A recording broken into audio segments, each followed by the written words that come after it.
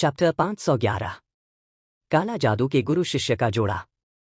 चला प्रतियोगिता में जटायु पूरी रफ्तार से आसमान चीरते हुए उड़ रहा था।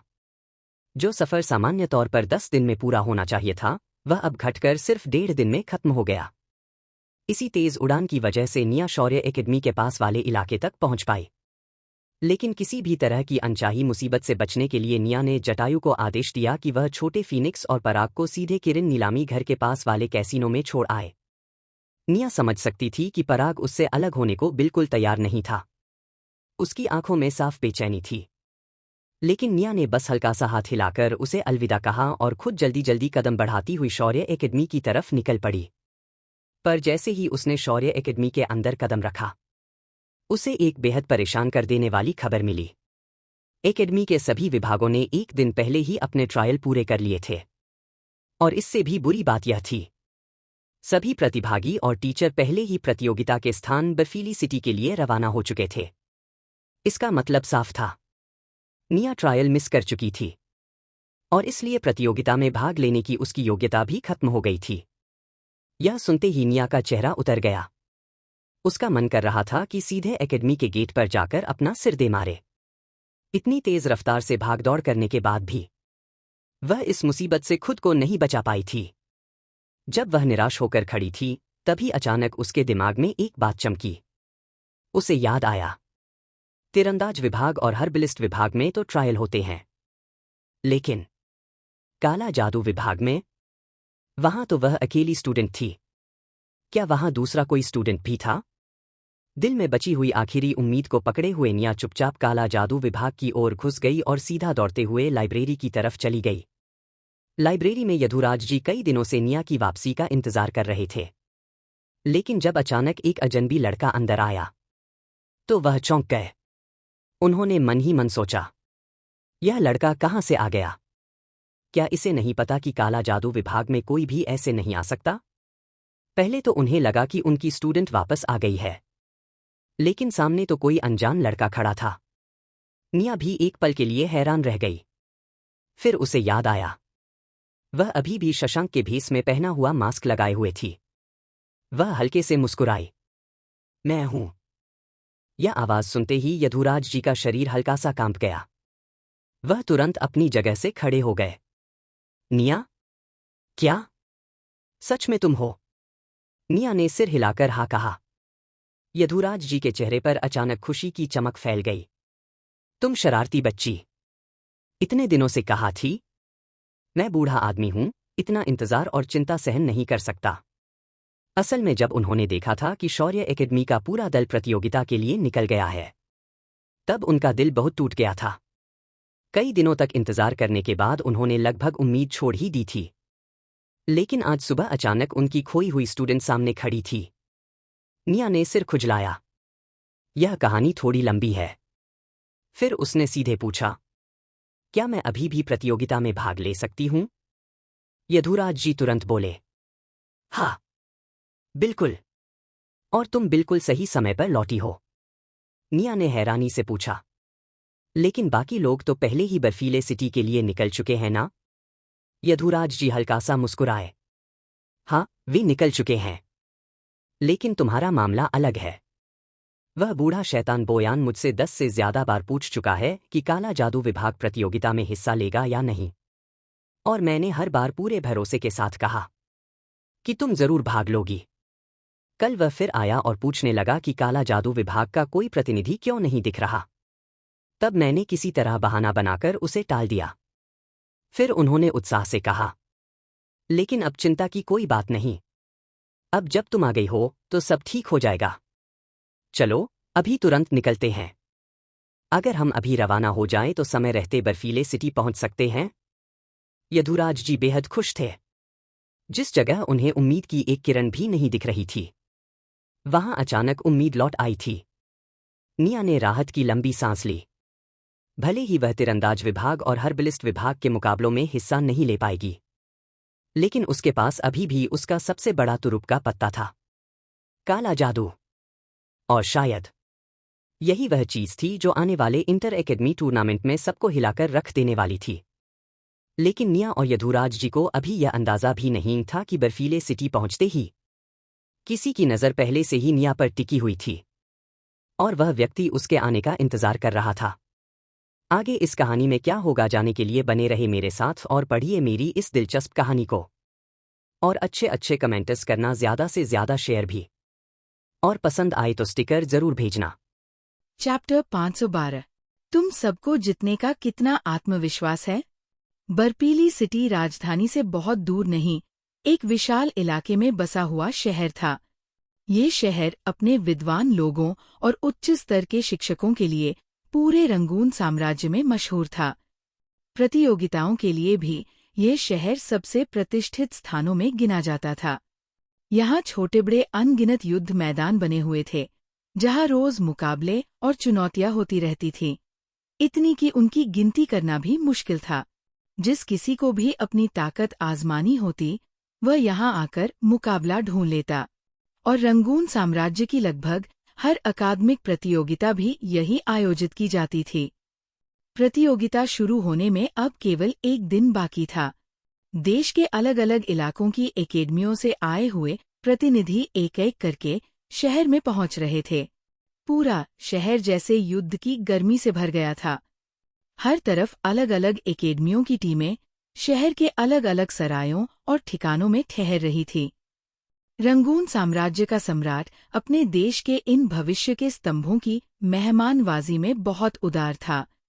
शहर की लगभग सारी ऊंची दर्जे की सराय छात्रों और शिक्षकों के लिए पहले से ही तैयार कर दी गई थी। शौर्य एकेडमी का रंगून साम्राज्य में बहुत ऊंचा स्थान था। पिछली कई प्रतियोगिताओं में उनके स्टूडेंट ने शानदार प्रदर्शन किया था और कई बार चैंपियनशिप भी जीती थी। इसी वजह से इस साल की प्रतियोगिता में भी सभी की नजरें उन्हीं पर टिकी हुई थी। शौर्य एकेडमी के प्रमुख बोयान जी भी बर्फीली सिटी पहुंच चुके थे। प्रतियोगिता शुरू होने से ठीक पहले उन्होंने सभी विभागों के प्रमुख टीचरों को इकट्ठा किया। बोयान जी आराम से अपनी कुर्सी पर बैठे और सामने खड़े सभी टीचरों की ओर देखते हुए बोले, इस साल की प्रतियोगिता को लेकर तुम सब कितने आत्मविश्वास में हो? जादूगरी विभाग, पुजारी विभाग, लद्दाखू विभाग और तलवारबाज विभाग के प्रमुख काफी आत्मविश्वास से भरे हुए थे। जादूगरी विभाग के प्रमुख ने मुस्कुराते हुए कहा, आर्यन अभी बहुत अच्छी स्थिति में है। मुझे पूरा यकीन है कि बाकी एकेडमियों के जादूगर उसका मुकाबला नहीं कर पाएंगे। वह अभी तक आर्यन की असली ताकत को पूरी तरह समझ नहीं पाए थे। उन्हें बस इतना पता था कि जादू के मामले में उनके इस छात्र को कोई परेशान नहीं कर सकता। बोयान जी ने हल्का सा सिर हिलाया। हाँ, आर्यन में जादुई शक्ति का बहुत बड़ा हुनर है। फिर उन्होंने हल्की सांस भरते हुए कहा, बस अफसोस की बात यह है कि वह किरीन परिवार से है, नहीं तो पढ़ाई पूरी करने के बाद वह यहीं शौर्य एकेडमी में रहकर टीचर बन सकता था। पुजारी विभाग के प्रमुख को ये सुनकर थोड़ा खटक गया। उन्होंने तुरंत बीच में बोलते हुए कहा, यंकेश भी किसी से कम नहीं है। ट्रायल के दौरान जो स्टूडेंट दूसरे स्थान पर आया था, वो उससे बहुत पीछे था। मुझे पूरा भरोसा है कि इस प्रतियोगिता में यंकेश पुजारी विभाग के लिए सम्मान जरूर लेकर आएगा। बोयान जी मुस्कुरा तो दिए, लेकिन उनके मन में सच्चाई कुछ और ही थी।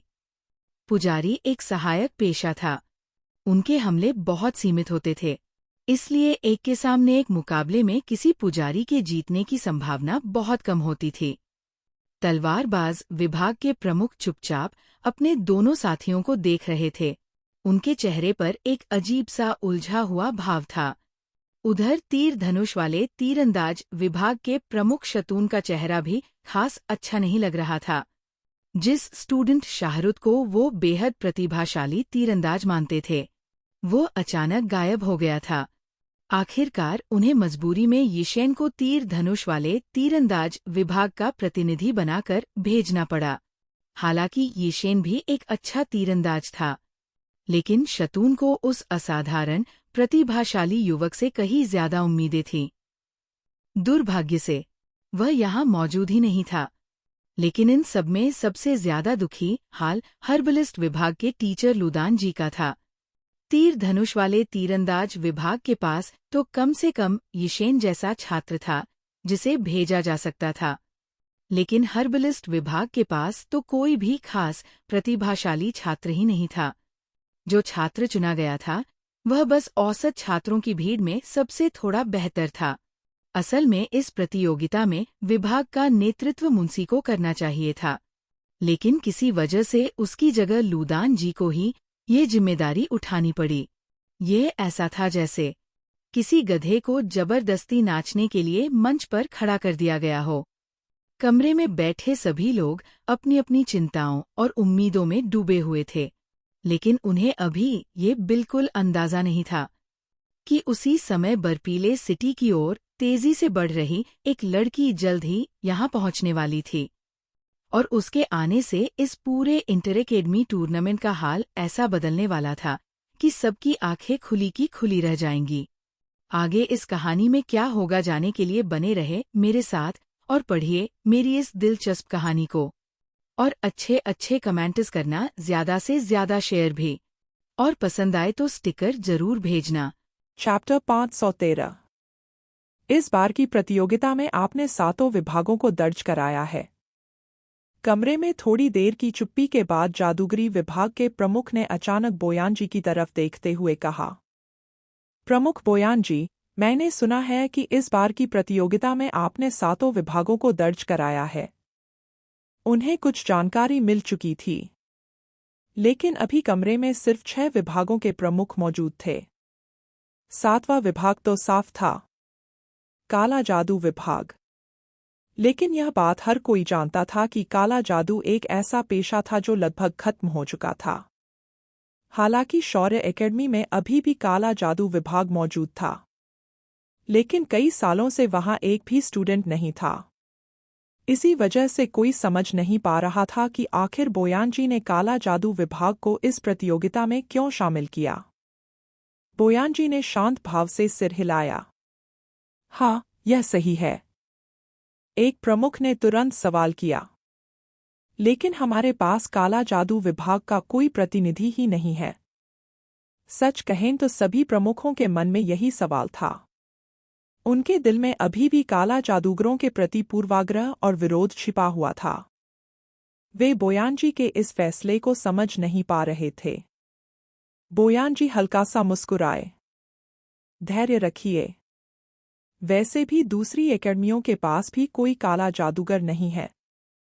अगर हमारा प्रतिनिधि समय पर आ गया तो हम शुरुआती कुछ मुकाबले छोड़ भी दें तो कोई फर्क नहीं पड़ेगा, बस वह अंतिम दौर से पहले पहुंच जाए।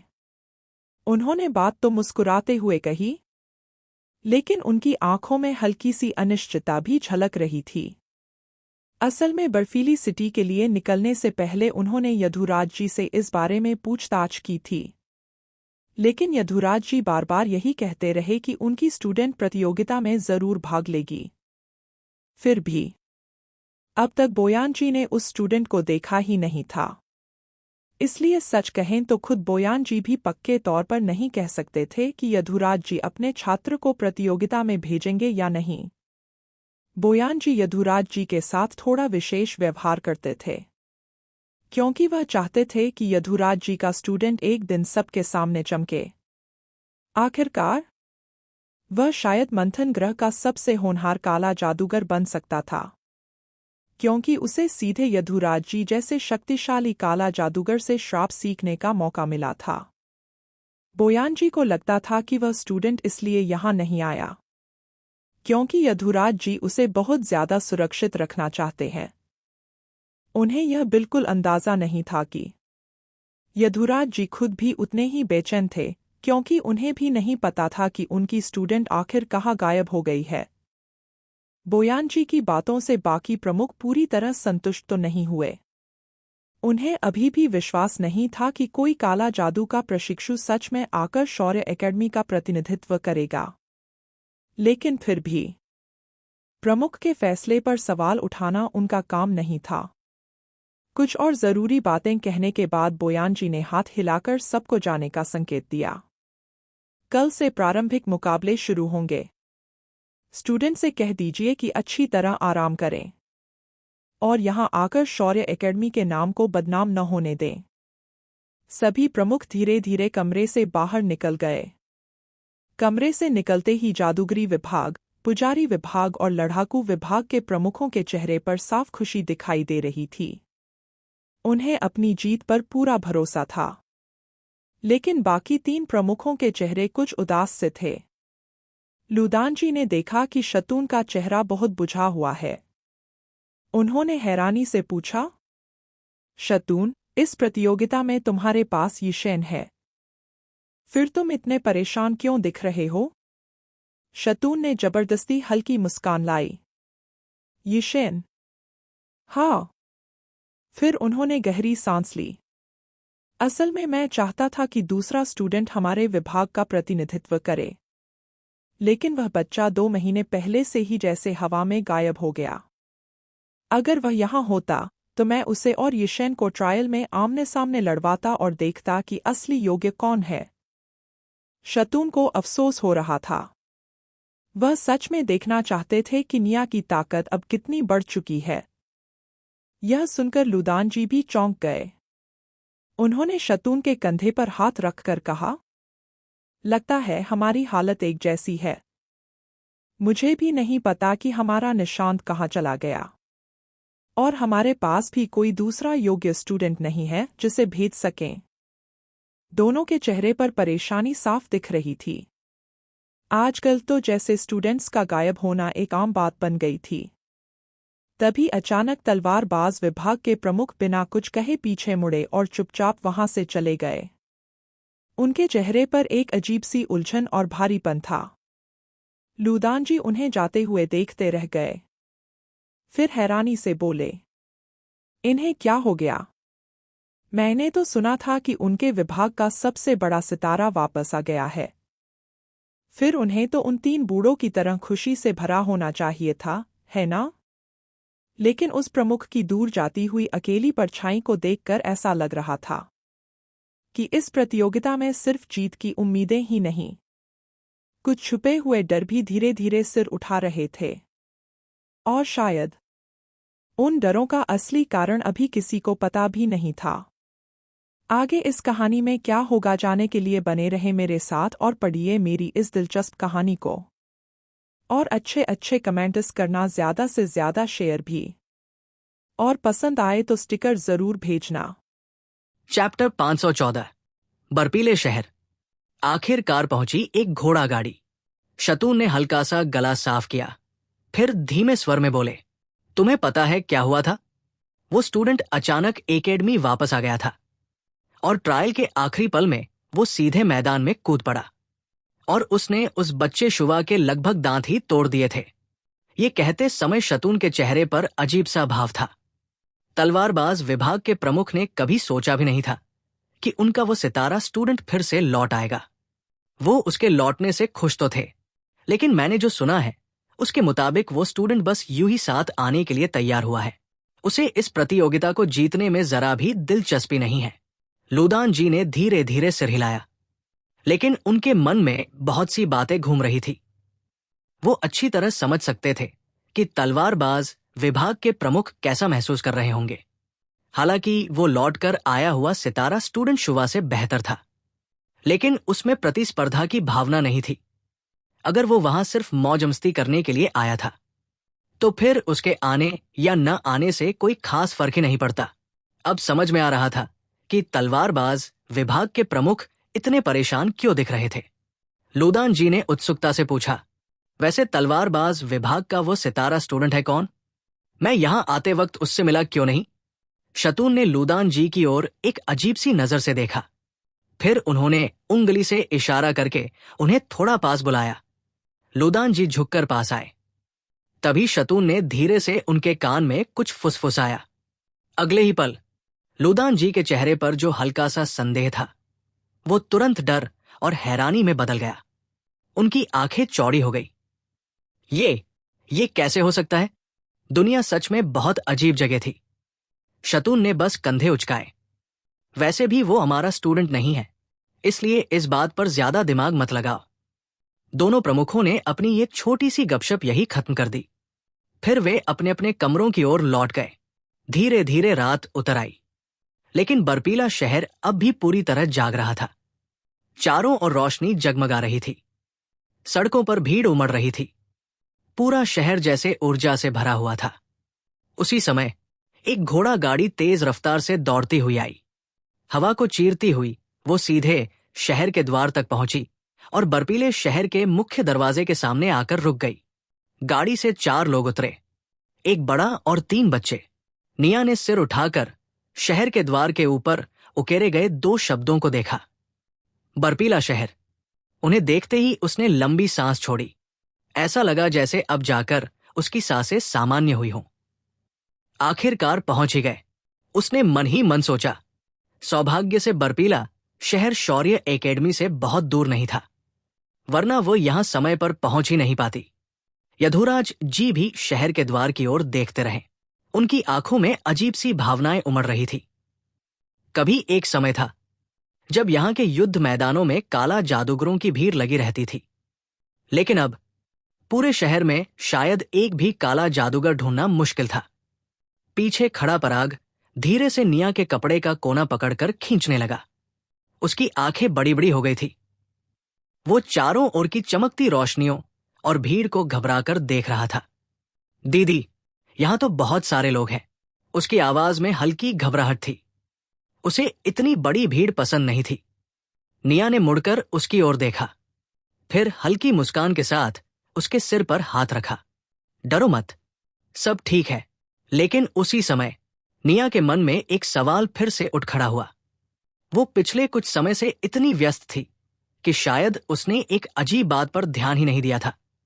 गांव में तो वो एक युवक के भेष में थी, फिर भी पराग उसे दीदी क्यों बुलाता था? उसे तो भैया कहना चाहिए था। निया ने उसकी ओर मुड़कर पूछा, पराग, तुम मुझे दीदी क्यों बुलाते हो? पराग ने पलकें झपकाई। सवाल सुनकर वो थोड़ा उलझ गया।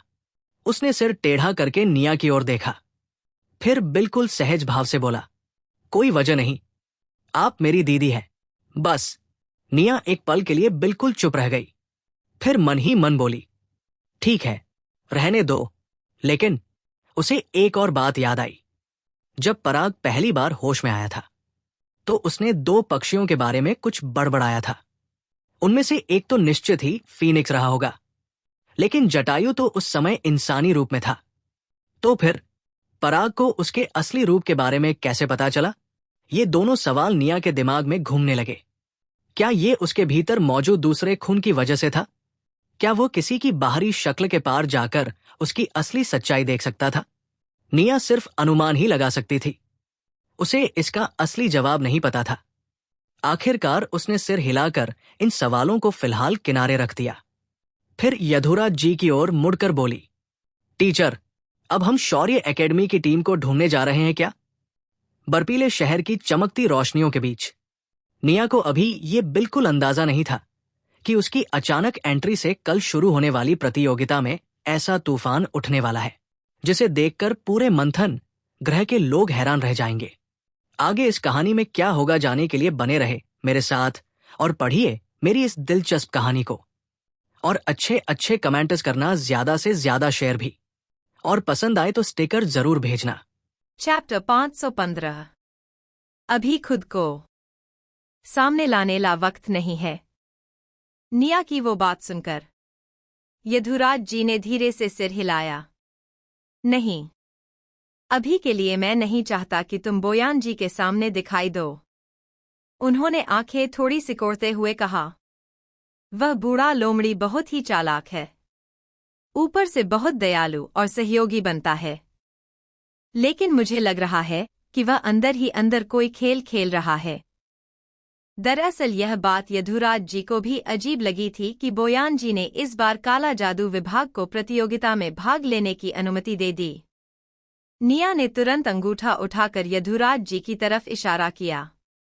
बिल्कुल सही पकड़ा आपने, टीचर। असल में यदुराज जी का अंदाज बिल्कुल सही था। जब निया पहले प्रमुख के कमरे में गई थी तब उसने बोयान जी और उस काले कपड़े वाले आदमी की बातचीत सुनी थी। उसे साफ समझ आ गया था बोयान जी इतना उदार इसलिए बन रहे थे क्योंकि वह उसे बाहर निकालना चाहते थे। अगर जरूरत न पड़े तो निया अपनी पहचान उजागर करने का कोई इरादा नहीं रखती थी। लेकिन निया के मन में एक सवाल उठ खड़ा हुआ। लेकिन अगर हम बोयान जी से मिलेंगे ही नहीं तो फिर प्रतियोगिता में भाग कैसे लेंगे? यदुराज जी हंस पड़े। चिंता मत करो, पिछली प्रतियोगिताओं में अलग अलग एकेडमियों के समान विभाग पहले आपस में मुकाबला करते थे। उन्होंने समझाया, जैसे जादूगर बनाम जादूगर, तलवारबाज बनाम तलवारबाज और तीर धनुष वाले तीरंदाज बनाम तीर धनुष वाले तीरंदाज।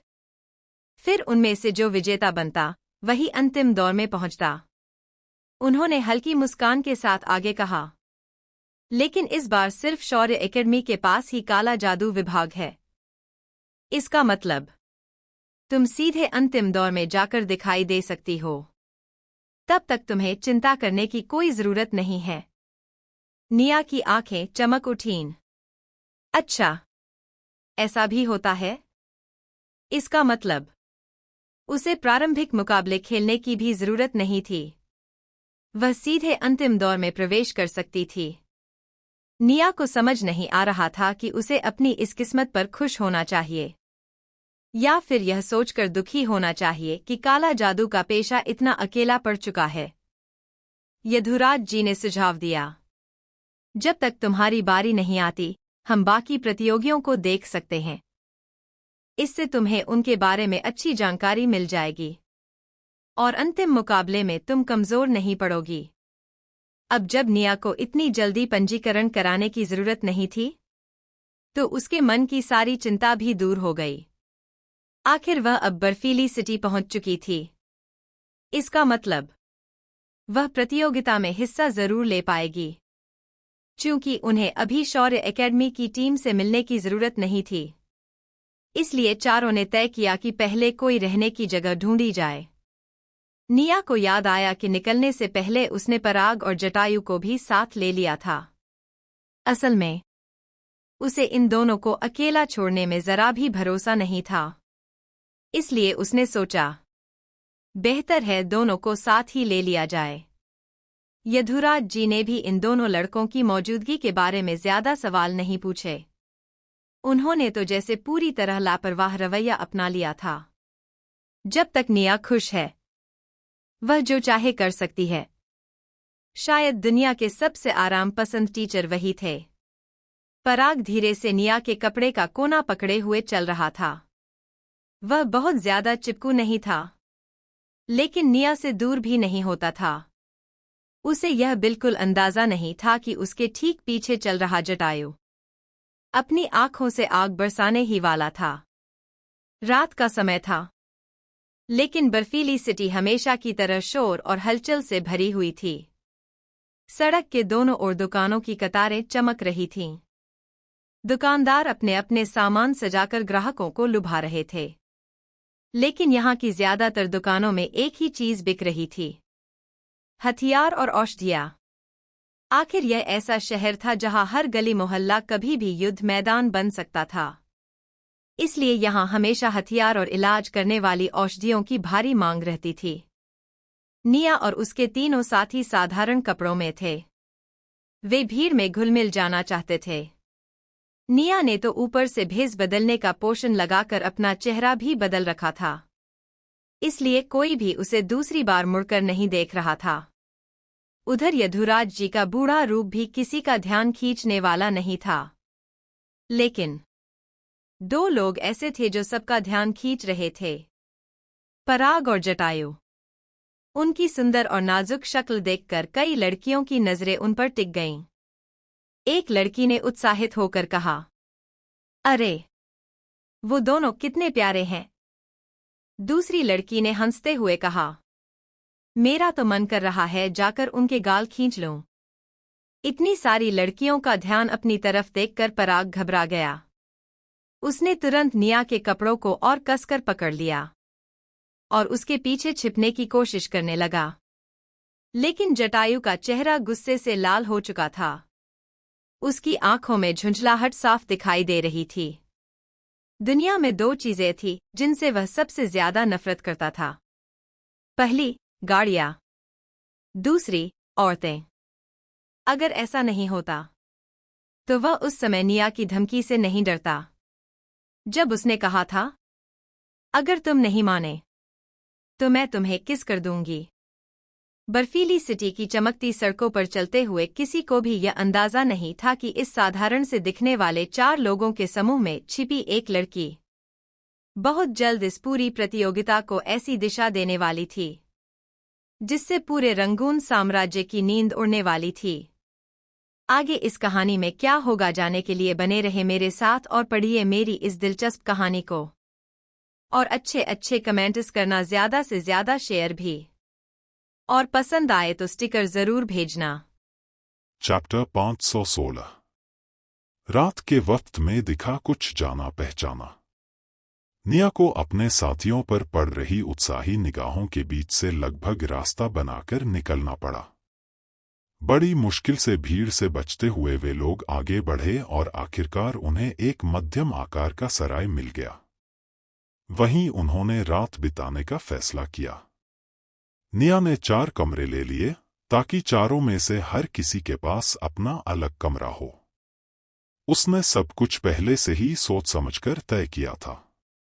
थोड़ी देर आराम करने के बाद निया को जोर की भूख लगने लगी।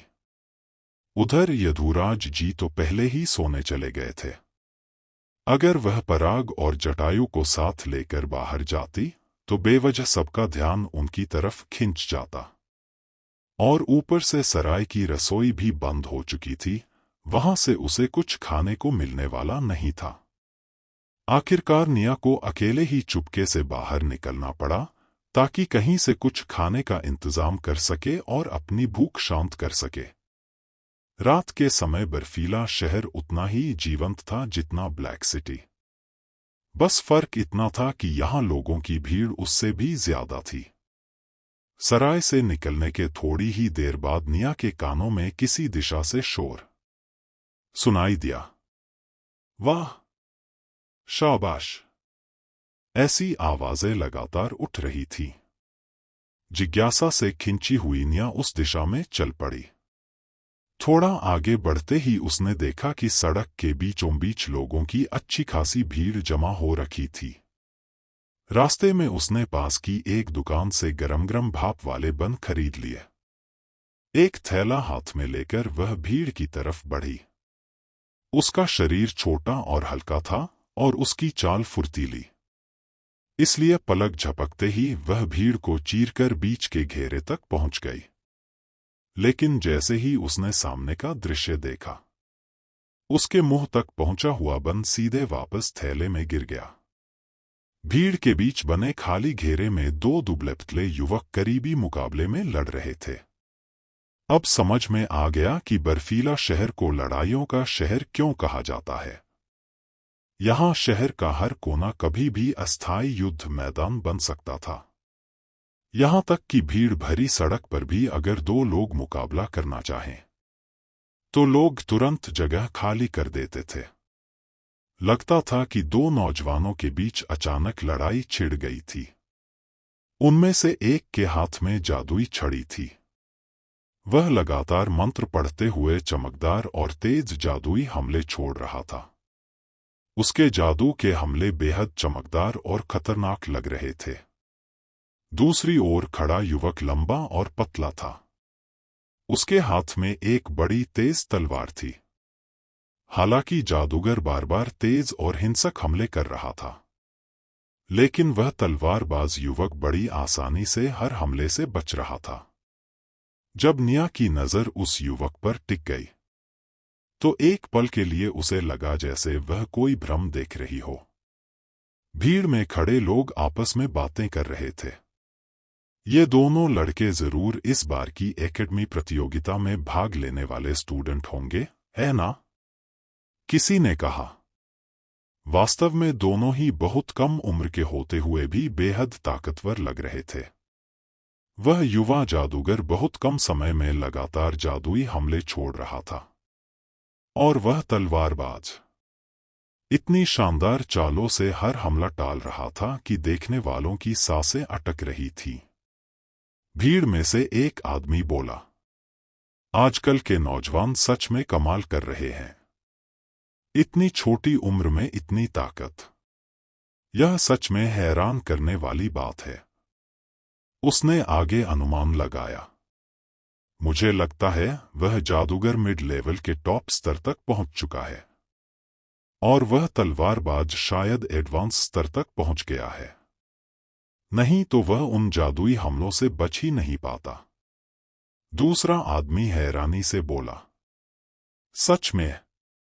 वह तलवारबाज आखिर कितने साल का होगा? इतनी कम उम्र में एडवांस तलवारबाज?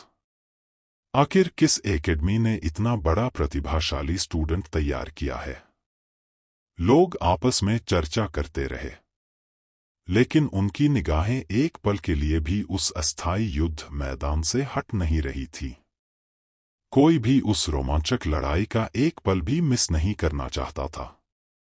भीड़ के बीच खड़ी निया के चेहरे पर अजीब सा भाव उभर आया। उसकी आंखों में शक भी था और साथ ही आश्चर्य और खुशी भी, क्योंकि उसकी नजर उस तलवारबाज युवक पर टिक चुकी थी। एडवांस तलवारबाज। निया के होंठों पर धीरे धीरे एक टेढ़ी मुस्कान उभर आई। उसने थैले से आधा खाया हुआ बन निकाला और फिर से एक कौर लिया, लेकिन उसकी आंखें अब भी उसी युवक की पीठ पर टिकी हुई थीं। उन आंखों में अब हल्की सी शरारती चमक झिलमिला रही थी, जैसे उसके मन में कोई नई शरारत जन्म ले चुकी हो। और भीड़ को अभी यह बिल्कुल अंदाजा नहीं था कि अगले ही पल इस साधारण सी दिखने वाली लड़की की एक चाल इस पूरे मुकाबले का रुख ही बदलने वाली थी। आगे इस कहानी में क्या होगा जानने के लिए बने रहे मेरे साथ और पढ़िए मेरी इस दिलचस्प कहानी को। और अच्छे अच्छे कमेंट्स करना, ज्यादा से ज्यादा शेयर भी, और पसंद आए तो स्टिकर जरूर भेजना। चैप्टर 517। तुझे किसने बीच में बोलने को कहा? उस युवा तलवारबाज ने एक तेज वार किया। Flame cut. उसकी तलवार से आग की लपट जैसी चमक निकली और सीधा सामने खड़े जादूगर पर जा गिरी। अगले ही पल वह जादूगर जमीन पर धड़ाम से गिर पड़ा। तलवारबाज ने आराम से अपनी लंबी तलवार कंधे पर टिका ली और गर्व से खड़ा होकर जमीन पर पड़े जादूगर को देखने लगा। भीड़ के बीच से एक बेहद मीठी और उत्साहित आवाज अचानक चीख पड़ी, भैया तन्मय, आप तो कमाल हैं। निया ने भौहें हल्की सी उठाईं और आवाज की दिशा में देखा, और अगले ही पल उसकी आंखों में साफ हैरानी उभर आई। वहां खड़ी थी शिवानी, वही लड़की जो हमेशा बेकार की कल्पनाओं और सपनों में खोई रहती थी। निया के मन में तुरंत सवाल उठा, ये पागल लड़की यहां क्या कर रही है? और यह भैया तन्मय क्या मामला है? निया की आंखें धीरे धीरे सिकुड़ गईं। जो लोग उसे जानते थे वे समझ जाते कि यह खतरे का संकेत होता है। उसने ठंडी निगाह से उस तलवारबाज को घूरा, जो अभी भी विजेता की तरह खड़ा था। वह युवक और कोई नहीं बल्कि तन्मय निझूमी था, वही लड़का जिसे शुरा और उसके साथियों ने हर्बलिस्ट विभाग से मजबूर करके बाहर निकाल दिया था। तन्मय ने ठंडे स्वर में कहा, ज्यादा घमंड मत करो। उसने जमीन पर पड़े जादूगर की तरफ देखते हुए कहा, अपनी औकात पहचान कर ही किसी को चुनौती दिया करो। तन्मय ने शिवानी की तारीफों को पूरी तरह नजरअंदाज कर दिया। उसकी नजर उस जादूगर पर थी जो भीगी बिल्ली की तरह जमीन पर पड़ा था। उधर शिवानी खुशी से उछलते हुए आगे बढ़ी। वह सीधे तन्मय के पास पहुंच गई और ऐसे उससे लिपट गई जैसे कोई प्यारी सी भेड़ का बच्चा हो। फिर उसने घमंड से उस जादूगर को देखा और बोली, तू तो एकदम कूड़ा है। मेरे भैया तन्मय को चुनौती देने की हिम्मत कैसे हुई तेरी? इतना घमंड कहां से आ गया? वह जादूगर गुस्से से उन्हें घूरता रहा, लेकिन कुछ कहे बिना धीरे धीरे उठकर भीड़ से बाहर निकल गया। तन्मय ने भौहें सिकोड़ लीं। उसने देखा कि शिवानी अब भी उससे चिपकी हुई थी। उसके चेहरे पर साफ झुंझलाहट उभर आई। वह तुरंत थोड़ा दूर हट गया। लेकिन शिवानी ने जैसे यह सब देखा ही नहीं। उसने और भी नजदीकी दिखाते हुए तन्मय की बाह पकड़ ली और मीठी बनावटी आवाज में बोली, भैया तन्मय, आज आपने उस बदतमीज को मेरे लिए सबक सिखा दिया। आपका बहुत बहुत धन्यवाद। तन्मय चुप रहा। उसके चेहरे पर अजीब सा भाव था। भीड़ के बीच खड़ी निया के दिल में अचानक गुस्से की लहर उठी। उसे पूरा यकीन था कि तन्मय पहले हर्बलिस्ट विभाग का स्टूडेंट था, लेकिन अभी वह हाथ में तलवार लेकर खुद को एडवांस तलवारबाज के रूप में दिखा रहा था। यह बात ही अपने आप में अजीब थी। लेकिन उससे भी ज्यादा निया को जो चीज चुभ रही थी वह यह थी कि वह उस बेवकूफ शिवानी के साथ घूम रहा था। निया तो बहुत पहले से उस लड़कियों के पीछे भागने वाली बेवकूफ लड़की को सबक सिखाना चाहती थी, और यह तन्मय, जो खुद भी बड़ा लड़कीबाज था, उसे तो अपने शिकार चुनने में भी कोई परहेज नहीं था। यहां तक कि शिवानी जैसी लड़की भी उसके लिए ठीक थी। ऐसे आदमी को उसका रक्षक बनने का कोई हक नहीं था। अगर वह किसी और लड़की की मदद करता तो शायद निया खुश भी हो जाती। आखिर तन्मय को हमेशा मुसीबत में फंसी लड़की का हीरो बनने का बड़ा शौक था, लेकिन वह शिवानी जैसी बिगड़ी हुई लड़की के साथ खड़ा हो, यह बात निया को बिल्कुल पसंद नहीं आई। निया के होठों पर ठंडी हंसी उभरी। उसने हाथ में पकड़े भाप वाले बन का थैला फेंक दिया। फिर भीड़ से बाहर निकलकर सीधे शिवानी और तन्मय की तरफ बढ़ गई। निया ने हाथ सीने पर बांध लिए और शांत स्वर में बोली, अभी दिन भी नहीं हुआ है और सड़क के बीचों बीच ऐसा घिनौना नजारा दिख रहा है। अगर तुम्हें अपना प्यार दिखाना ही है तो कहीं और जाकर दिखाओ। यहां खड़े होकर लोगों की आंखों में चुभने की जरूरत नहीं है। निया ने उस दिन जो भेस बदलने का पोषण लगाया था वह उसने बर्फीले शहर में ही खरीदा था, इसलिए यह पक्का था कि वह मोटे दिमाग वाला तन्मय उसे पहचान ही नहीं पाएगा।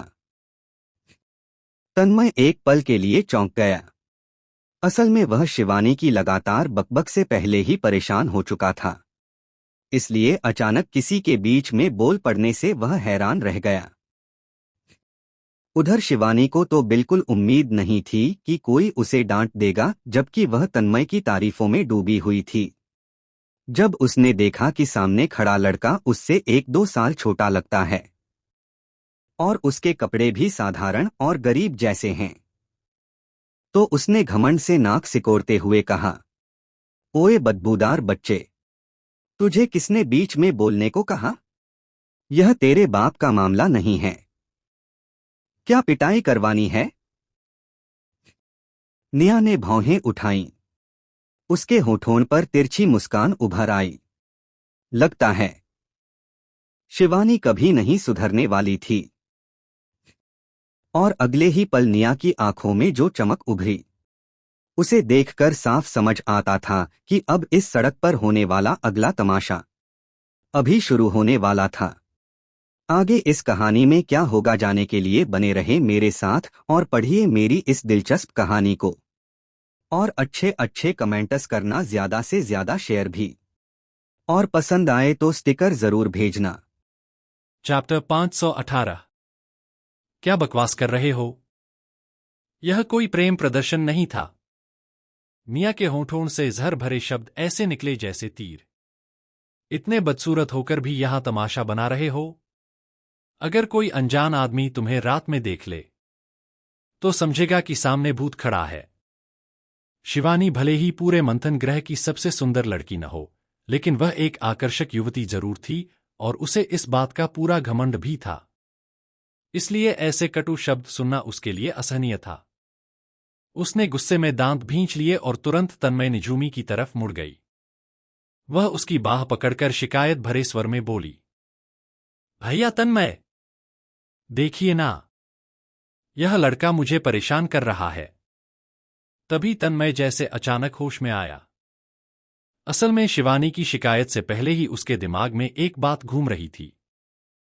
सार्वजनिक प्रेम प्रदर्शन। तन्मय ने मन ही मन झुंझलाकर सोचा, क्या मजाक है? हाँ, यह सच था कि तन्मय को सुंदरता पसंद थी, लेकिन वह एक रोमांटिक इंसान था, कोई घटिया किस्म का आदमी नहीं। उसका और शिवानी का तो दूर दूर तक कोई संबंध नहीं था। तन्मय एक पल के लिए सोच में पड़ गया।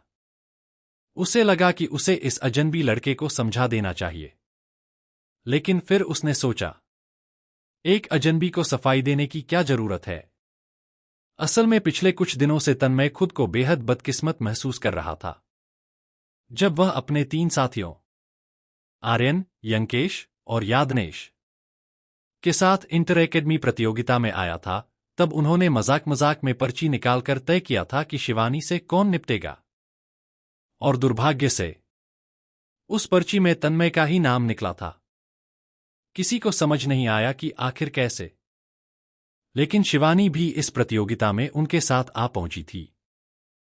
शुरू में वह आर्यन के पीछे घूमती रही, लेकिन जैसे ही उसकी नजर यंकेश, यादनेश और तन्मय, इन 3 बेहद खूबसूरत युवकों पर पड़ी, वह पूरी तरह पागल हो गई। उसके दिमाग में एक नया सपना शुरू हो गया। इतने सारे सुंदर लड़के, अब इनमें से किसे चुनूं? उसे यह समझ ही नहीं आया कि उन चारों में से कोई भी उसे गंभीरता से नहीं लेता था। उन्होंने उसे सिर्फ इसलिए नहीं भगाया क्योंकि वह और दूसरी बदतमीज लड़की दोनों जटायु परिवार से थीं। असल में उन चारों को शिवानी और निया के असली रिश्ते के बारे में ज्यादा जानकारी नहीं थी। उन्होंने देखा था कि सिद्धार्थ और निया के संबंध काफी अच्छे हैं, इसलिए उन्होंने यह मान लिया कि शिवानी और निया भी एक दूसरे के करीब होंगे। यही वजह थी कि वे मजबूरी में शिवानी का ख्याल रखने की कोशिश करते रहे। लेकिन शिवानी ने सब कुछ गलत समझ लिया। वह खुद को बेहद खूबसूरत समझती थी। उसे लगा कि चारों लड़के उसके दीवाने हैं, इसलिए वह राजकुमारी की तरह उनके आसपास घूमती रहती और मौका मिलते ही उनसे छेड़खानी भी करती।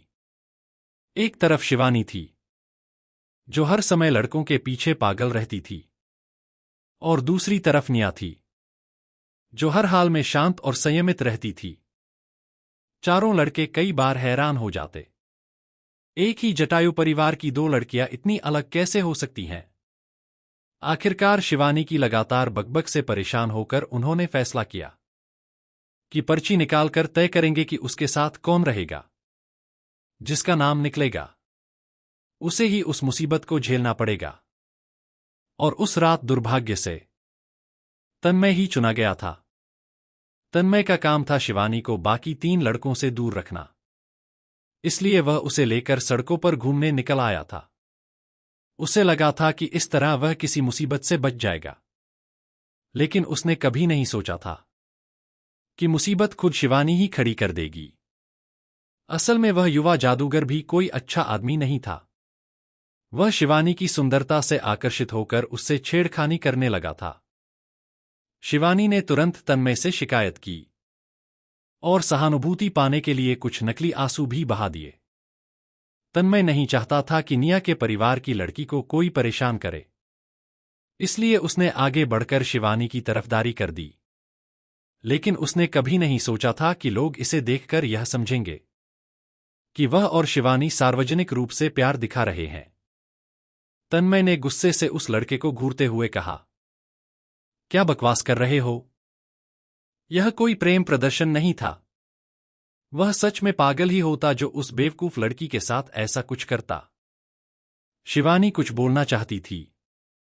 उसे समझ ही नहीं आया कि तन्मय अचानक इतना गुस्सा क्यों हो गया, लेकिन उसके चेहरे पर हल्की मुस्कान उभर आई, क्योंकि उसे लगा अब तन्मय उस लड़के को सबक सिखाने वाला है। और उसके दिमाग में वही पुराना भ्रम घूम रहा था कि तन्मय उसकी रक्षा इसलिए कर रहा है क्योंकि वह उससे प्रभावित है। लेकिन उसी पल निया की आंखों में जो खतरनाक चमक उभरी, उसे देखकर साफ लग रहा था कि अगले ही क्षण इस पूरे तमाशे में ऐसा मोड़ आने वाला है जिसकी किसी ने कल्पना भी नहीं की होगी। आगे इस कहानी में क्या होगा जानने के लिए बने रहे मेरे साथ और पढ़िए मेरी इस दिलचस्प कहानी को। और अच्छे अच्छे कमेंट्स करना, ज्यादा से ज्यादा शेयर भी। और पसंद आए तो स्टिकर जरूर भेजना। चैप्टर 519। तेरे जैसा कूड़ा तो उनके एक वार भी नहीं सह पाएगा। शिवानी ने तुरंत नकली आंसू निकाल लिए और रोने जैसा चेहरा बनाकर बोली, भैया तन्मय, इस बदतमीज लड़के को सबक सिखाइए। मेरी तरफ से इसका हिसाब बराबर कर दीजिए। तन्मय निझूमी ने उसे घूर कर देखा। उसे ऐसी लड़कियां बिल्कुल पसंद नहीं थी जो हर वक्त बनावटी मीठी आवाज में बोलती रहें। उसके मन में अचानक एक याद उभर आई। काश निया यहां होती। वह भी तो लड़की ही थी, लेकिन उसने कभी निया को इस तरह नखरे करते या बिगड़ी हुई बच्ची की तरह व्यवहार करते नहीं देखा था।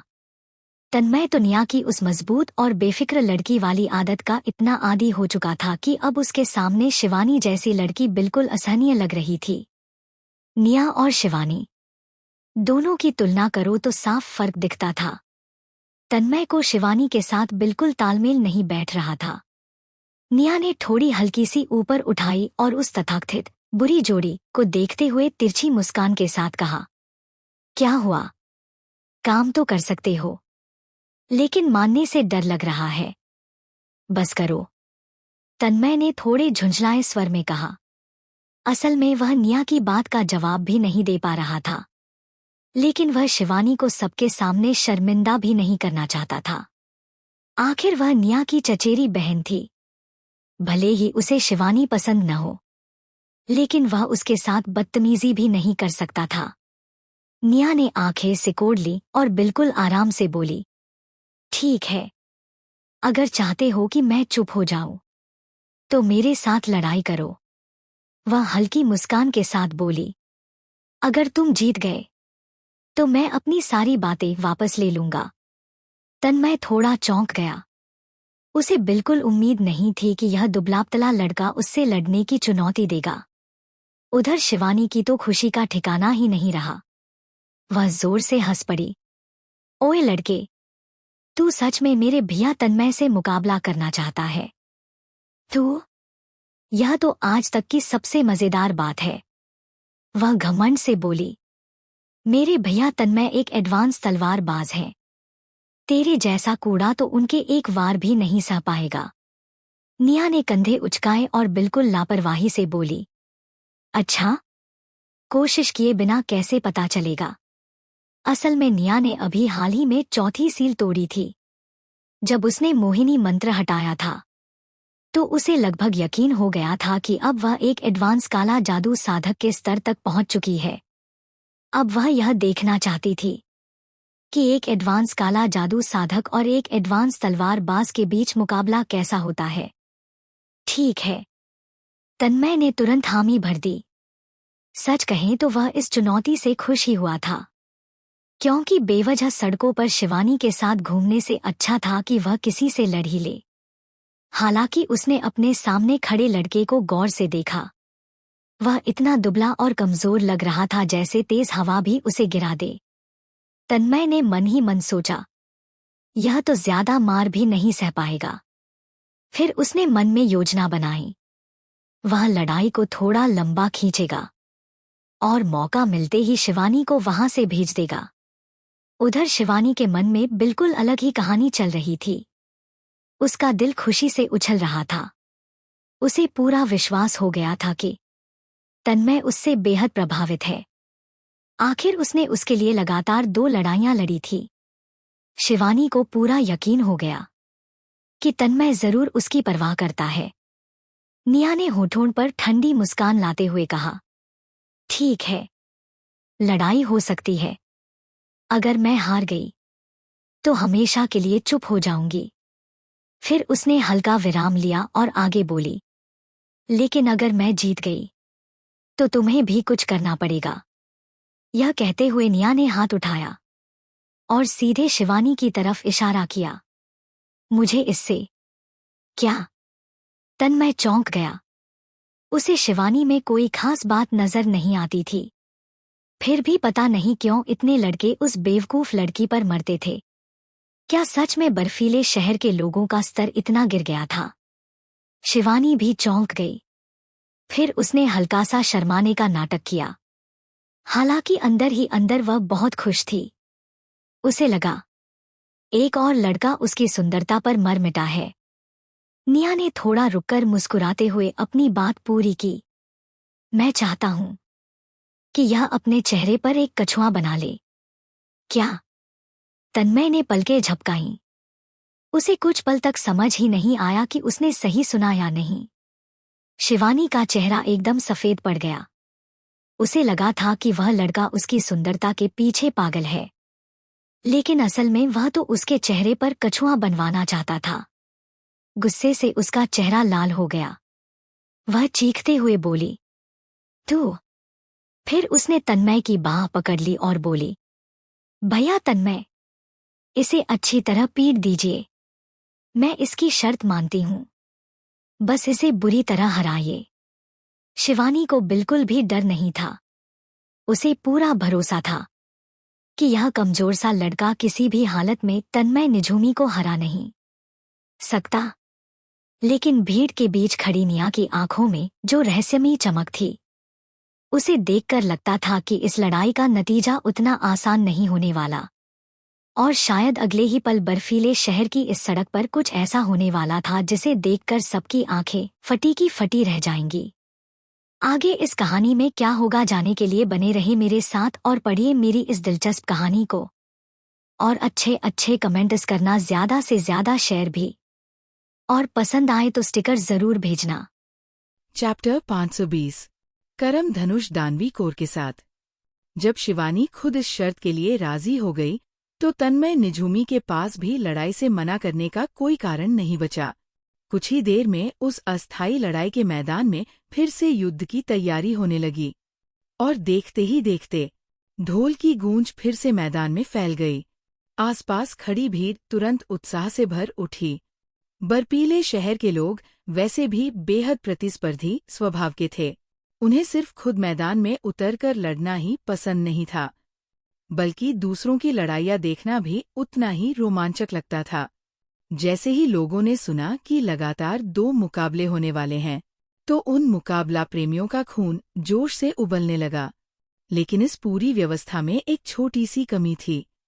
मैदान में खड़ा वह दुबला-पतला लड़का कहीं से भी लड़ाई करने लायक नहीं लग रहा था। वह मुश्किल से 13 या 14 साल का दिखता था। शरीर इतना पतला कि जैसे हवा भी उसे गिरा दे, इसलिए भीड़ में मौजूद लगभग किसी को भी उस पर जरा सा भी भरोसा नहीं था। दूसरी तरफ तन्मय निझूमी खड़ा था। लंबा कद, मजबूत शरीर और बेफिक्रंदाज। उसकी मौजूदगी ही अलग तरह की आभा पैदा कर रही थी। वह एक एडवांस तलवारबाज था। ऐसी प्रतिभा अपने ही उम्र के लोगों पर आसानी से भारी पड़ जाती थी। उसका पिछला प्रतिद्वंद्वी, वह युवा जादूगर, भी काफी प्रतिभाशाली था। वह लगभग मध्य स्तर के टॉप पर पहुंच चुका था, लेकिन फिर भी वह एक एडवांस तलवारबाज की ताकत के सामने टिक नहीं पाया। अब लोग उस दुबले लड़के को देख रहे थे। उन्हें लग रहा था कि वह तो शायद उस जादूगर को भी नहीं हरा सकता था। तो फिर आखिर उसमें इतना साहस कहाँ से आया कि वह तन्मय को चुनौती दे रहा है? भीड़ के मन में एक ही सवाल घूम रहा था। उसे उसकी बहादुरी के लिए तालियां बजानी चाहिए या उसकी मूर्खता पर अफसोस करना चाहिए। उधर तन्मय निझूमी मैदान में खड़ा था। वह निया के सामने खड़ा होकर उसे गौर से देख रहा था। उसके हाथ में पकड़ी लंबी तलवार ढीली सी उसके बाजू के पास झूल रही थी। उसके हावभाव देखकर लग रहा था जैसे वह पहले हमला करने का कोई इरादा ही नहीं रखता। निया ने हल्का सा भौं उठाई। फिर उसने बिना जल्दी किए अपनी जादुई अंगूठी से एक हथियार निकाला। अगले ही पल भीड़ के सामने एक गहरा बैंगनी रंग का लंबा धनुष प्रकट हुआ। वह था करम। रात की हल्की रोशनी में वो धनुष और भी रहस्यमयी लग रहा था। उस गहरे बैंगनी धनुष पर कई चमकते हुए दानवी कोर जड़े हुए थे, और चारों तरफ लगी रोशनी में वे चमकते हुए बेहद आकर्षक दिखाई दे रहे थे।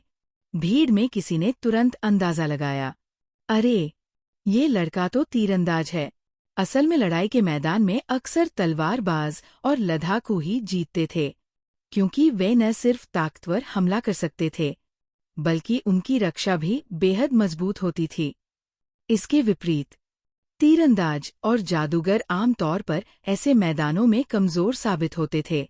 इन दोनों पेशों को अपने हमले की तैयारी के लिए दूरी चाहिए होती थी, ताकि वे दूर से अपने दुश्मन को नुकसान पहुंचा सकें। खुले मैदान जैसे घास के मैदान या घने जंगल इनके लिए सबसे बेहतर जगह होते थे। वहां वे दूर से हमला कर सकते थे और पास आकर लड़ने वाले दुश्मनों को आसानी से रोक सकते थे। लेकिन इस छोटे से लड़ाई के मैदान में ऐसा कोई फायदा मौजूद नहीं था। तीरंदाज फुर्तीले जरूर होते हैं, लेकिन यहाँ उनके पास अपनी पूरी क्षमता दिखाने के लिए जगह ही नहीं थी। इसके अलावा उनकी रक्षा भी ज्यादा मजबूत नहीं होती। अगर दुश्मन पास आ जाए तो उनके लिए जवाबी हमला करना बेहद मुश्किल हो जाता है। ऐसी स्थिति में उनके सारे फायदे खत्म हो जाते हैं। ये अस्थायी लड़ाई का मैदान मुश्किल से 10 वर्ग मीटर का था। इतनी छोटी जगह किसी भी तीरंदाज के लिए बेहद नुकसानदेह थी। और सामने खड़ा था एक ऐसा तलवारबाज जिसकी हमला और रक्षा दोनों ही बहुत मजबूत थी। अगर तन्मय निझूमी बस थोड़ा सा भी आगे बढ़ जाता तो ये लड़ाई लगभग उसी पल खत्म हो सकती थी। भीड़ में लगभग किसी को भी भरोसा नहीं था कि निया जीत पाएगी। उनकी नज़र में एक तीरंदाज कभी भी मैदान में एक तलवारबाज को नहीं हरा सकता, जब तक कि तीरंदाज का स्तर तलवारबाज से बहुत ज्यादा ऊंचा न हो। तब तक उसकी जीत लगभग असंभव ही होती है। लेकिन उसी समय जब तन्मय निझूमी की नज़र करम धनुष पर पड़ी तो उसकी आंखों की गहराई में अचानक हैरानी की एक चमक कौंध गई, और शायद उसी पल उसे एहसास होने लगा था कि सामने खड़ा ये रहस्यमयी लड़का उतना साधारण नहीं है जितना वह दिख रहा है। आगे इस कहानी में क्या होगा जानने के लिए बने रहे मेरे साथ और पढ़िए मेरी इस दिलचस्प कहानी को। और अच्छे कमेंट्स करना, ज्यादा से ज्यादा शेयर भी, और पसंद आए तो स्टिकर जरूर भेजना।